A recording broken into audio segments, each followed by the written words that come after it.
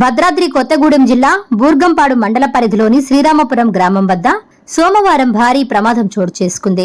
వేగంగా వచ్చిన ఇసుక లారీ ఓ ఆటోను బలంగా ఢీకొట్టింది. ఈ ప్రమాదంలో మోరంపల్లి బంజార్ గ్రామానికి చెందిన ఆటో డ్రైవర్ వెంకన్నకు తీవ్ర గాయాలయ్యాయి. ప్రమాదం జరిగిన వెంటనే స్థానికులు అప్రమత్తమై తీవ్రంగా గాయపడిన డ్రైవర్ వెంకన్నను చికిత్స నిమిత్తం అత్యవసరంగా మోరంపల్లి బంజార్ ఆసుపత్రికి తరలించారు.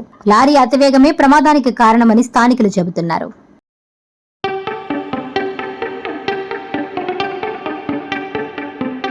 జన్మదిన శుభాకాంక్షలు.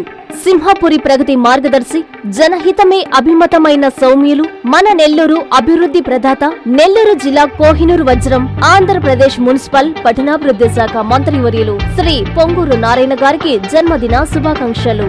Shaik Jameer, Nellore municipal corporation cooption member. Shaik Zaheer 53, 54వ డివిజన్ల తెలుగుదేశం పార్టీ క్లస్టర్ ఇన్ఛార్జ్, మాజీ కార్పొరేటర్.